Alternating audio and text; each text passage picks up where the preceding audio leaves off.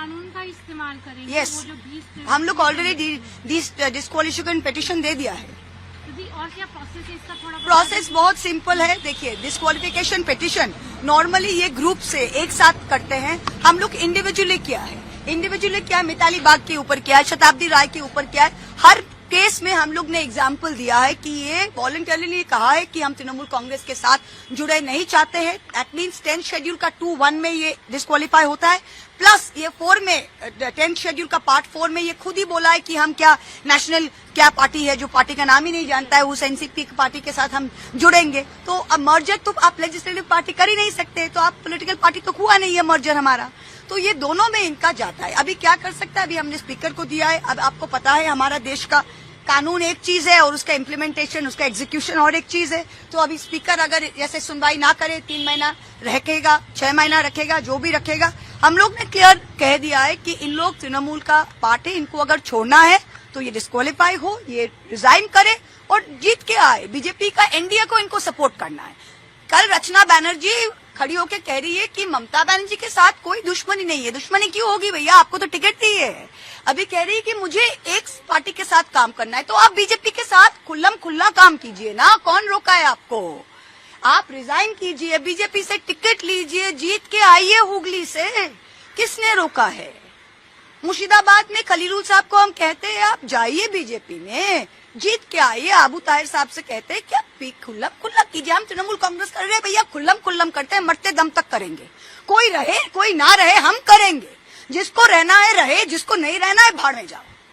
बंगाल की जनता ने 2 करोड़ 60 लाख वोट हमें दिया है और जनता हमें अंडे फेंकने नहीं आ रही है। बीजेपी के 4 बदमाश आ रहे, ये कितना दिन इनका दम है हम भी देखेंगे, ठीक है? आप देखिए, ये पार्टी का इंटरनल मैटर है, हम लोग को जो करना है हम लोग करेंगे। पर हम एक ही चीज हमको बताना चाहते हैं कि जिसने कंप्लेन किया है वो तो आप लोग देखा है यार, हम और कुछ नहीं बताएंगे। उन्होंने आप वेबसाइट में, इलेक्शन कमीशन का वेबसाइट में हर कैंडिडेट का एक्सपेंस अकाउंट, एमपी एमएलए जब अकाउंट हो जाता है ना, तो एक्सपेंस का भरना पड़ता है, क्योंकि अगर आप एक्सपेंस नहीं भरे तो आप डिस्क्वालीफाई भी हो सकते हैं। तो हर एमएलए, जो ऋतव्रतो बोलिए, संदीपन बोलिए, सब एमएलए का आप एक्सपेंस अकाउंट अगर आप इलेक्शन कमीशन का वेबसाइट में देखिएगा तो वहां पे एब्स्ट्रैक्ट में source of funds, bank transfer, RTGS, all India Trinamool Congress 25 lakh लिखा हुआ है। उन लोग का किसी का टोटल एक्सपेंडिचर 26 लाख है, किसी का 27 लाख है। भैया 27 लाख खर्च करके आप इलेक्शन जीते और 25 लाख आपको व्हाइट में तृणमूल कांग्रेस ऑडिटेड फंड से दिया और आप अभी भाषण दे रहे हैं। हाँ, अगर आप प्रोसीड्स ऑफ क्राइम से जीते हो तो रिजाइन करो भैया, खुद का दुकान खोलो और उस पैसा से जाओ लड़ो। लेकिन वो लोग रिजाइन नहीं कर रहे, उनका रिजाइन नहीं, क्योंकि उनका शर्म नहीं है, उनको यहाँ से भी खाना है और वहाँ से भी खाना है भाई। रिजाइन करे, रिजाइन करके जीत के आएंगे और बीजेपी उनको टिकट देगा। वो तो हर बीजेपी आदमी को, देखिए बीजेपी ने साफ कर दिया हमको तृणमूलीकरण नहीं करना है। बीजेपी जिस एमएलए को, जिस जिला परिषद को, जिस पंचायत को इतना दिन चोर चोर चोर चोर बोला, अगर आज तो उनके साथ ही वो घर में बैठ रहे, उनके साथ ही एक थाली में खा रहे, तो कल अगर रचना बनर्जी को ले, शताब्दी राय को ले, काकोली को ले, तो उनके अगेंस्ट में जो बीजेपी खड़ा हुआ था उसको तो टिकट डिनाई करके इनको टिकट देना पड़ेगा। तो अपना संगठन कैसे चलाएगा? तो बीजेपी इनको लिया है 2 साल इनको ये डीलिमिटेशन बिल पास करने के लिए। वो अब अभी बहुत डेस्परेट हो गया है डीलिमिटेशन बिल पास करने के लिए।